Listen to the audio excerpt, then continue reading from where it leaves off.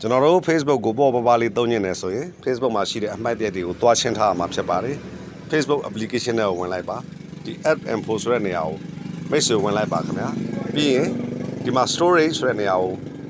မိတ်ဆွေဝင်ရမှာဖြစ်ပါတယ်ဒီမှာဒီပေါ်မှာကျွန်တော်တို့ဒီမှာ cache file တွေရှိပါတယ်ဒီမှာ clear data ဆိုတဲ့နေရာလေးကိုဝင်ပါ clear cache ဆိုတဲ့နေရာကိုနှိပ်ရမှာဖြစ်ပါတယ်နော်clear all data ကိုတော့သွားမနှိပ်ပါနဲ့ clear all data ဆိုရင်မိတ်ဆွေရဲ့မှာရှိတဲ့ Facebook ရဲ့အချက်လက်တွေအားလုံးပြတ်သွားမှာဖြစ်ပါတယ် clear cache ကိုနှိပ်လိုက်ပါခင်ဗျာပြီးရင် OK ကိုနှိပ်လိုက်ပါဒါကမိတ်ဆွေတို့ Facebook Messenger application တွေကိုတစ်ပတ်တစ်ခါလောက်သွားပြီးတော့ရှင်းတဲ့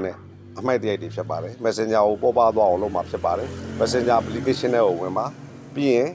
ဒီ app info တွေကိုဝင်လိုက်ပါခင်ဗျာဒီမှာကျွန်တော်တို့ storage ကိုသွားမှာဖြစ်ပါတယ်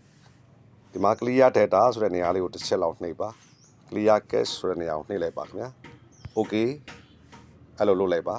ဒါဆိုလို့ရှိရင်မိတ်ဆွေတို့ရဲ့ဒီ Facebook နဲ့ Messenger အသုံးပြုရတာရခင်အထက်ပေါ်ပါတာကိုမိတ်ဆွေတွေ့ရမှာဖြစ်ပါတယ်ဟုတ်ကဲ့ဒီဗီဒီယိုကိုဒီနေ့ဖို့ကျွန်တော်ဝေမျှလိုက်ရပါတယ်ခင်ဗျာဗီဒီယိုအဆုံးထိရအောင်ဝင်ရောက်ကြည့်ရှုတဲ့အတွက်ကြောင့်လည်းအထူးပဲကျေးဇူးတင်ပါတယ်အားလုံးပဲရှင်လန်းချမ်းမြေ့ကြပါစေခင်ဗျာ